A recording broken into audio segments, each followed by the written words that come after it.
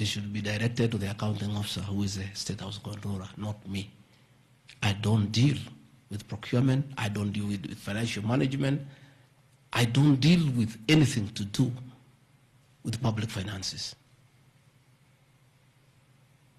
But since the matter has been raised, I have to answer to it. I have looked at the Auditor General's report, clean.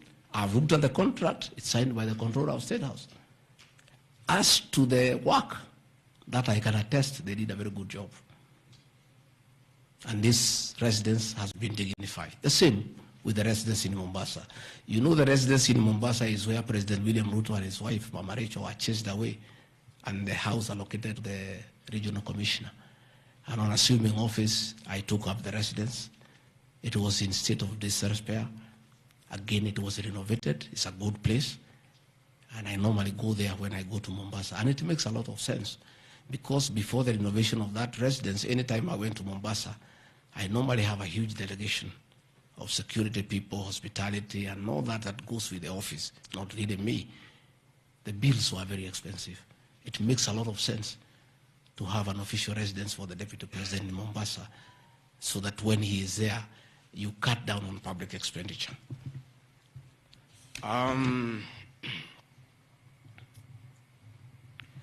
Dubiously acquiring a substantial portion of sum of 100 million paid to Lusona Events Limited. Again, that's another ridiculous acquisition from the notes.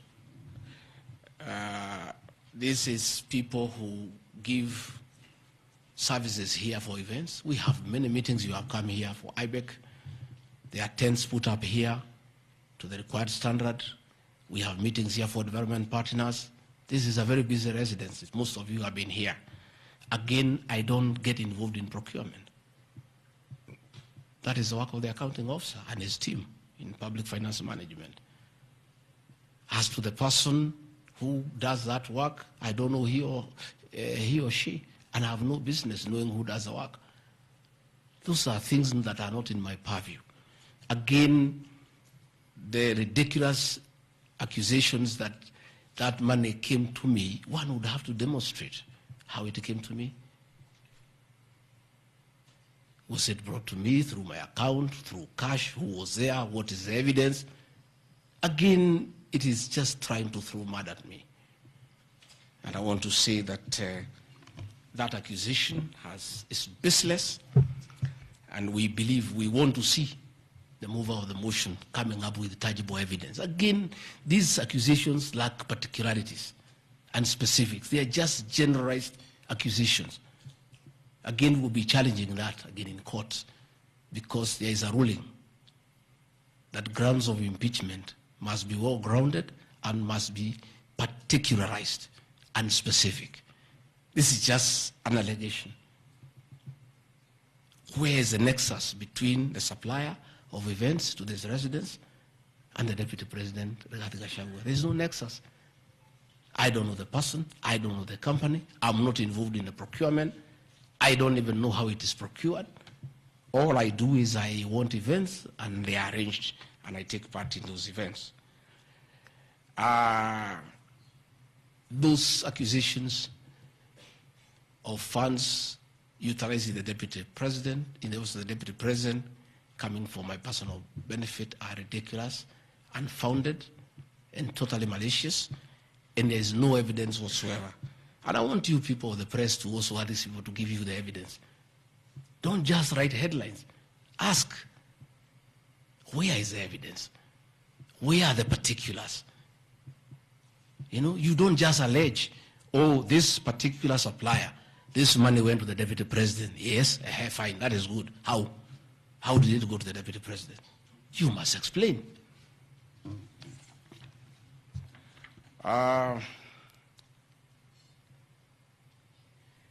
Alleged sensational but false allegations against Lady Justice Esther Maina.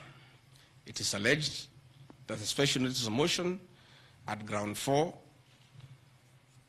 had a gross violation of the Constitution, that I publicly attacked the Lady Justice Esther Maina and falsely threatened to bring action against her. I did not threaten to bring any action against Justice Maina. I did bring action against her. I was just informing the public because I'm a public officer and I have freedom of speech. I have filed a petition before the Judicial Service Commission against Justice Esther Maina in issues I felt I did not get proper justice. So I did not threaten her. I did what the law says. If you are not happy with the conduct of a judge, you file a petition before the Judicial Service Commission, which I have done.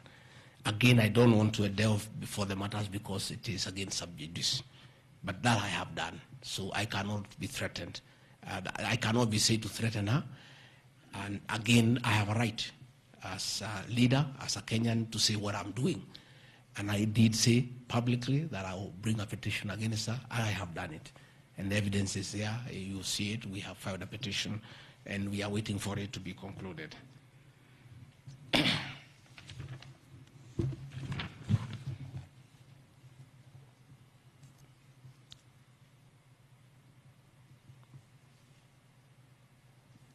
Again, I want to emphasize that my statements were protected speech consequent to a decision by the landed judge in a matter involving my personal assets, which I disagree with and found to be wholly unfair.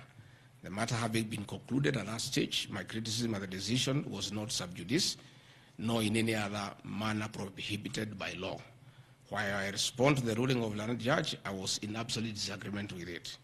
Contrary to the assertions, the special motion, I did not forcefully threaten to bring action against the landed judge. I took legal action available to every citizen of Kenya under Article 168(2) of the Constitution, which allows any person to petition the Judicial Service Commission for the removal of any judge, and filed a legal complaint before the Judicial Service Commission in March 2024. The complaint being live before the JSC, discussion of the conduct of the landed judge in the said matter here would be sub judice. Diverting materials meant for construction of Kilifi Malindi Highway to tarmac a private load to Vipingo Beach Resort. Again, I said Vipingo Beach Resort belongs to the estate of the late Governor Gachagua. The facts are as follows. King Charles III visited Kenya between 30th October 2023 and 3rd November 2024. During his state visit, one of the designated places where King Charles III was to visit was Kuritu Marine Conservancy, which shares a road with the Vipingo Beach Resort. And it's a public load, by the way, it's not a private load. I have annexed a copy of the program of the state visit to Kenya by King Charles III, marked RG, which at page 13 on items 63 and 64 shows his departure and arrival at Kuritu Marine Conservancy. As I was walking around, I slept there, I think 2-3 weeks before the arrival of the king. And as you all know, I walk every morning. And as I walked on that road, I found there was a lot of activity and tarmac was going on. I was very happy and I asked what was happening. And I was told that the king himself, the third, will be coming. So, like all other residents of that area, we are very indebted to King Charles III.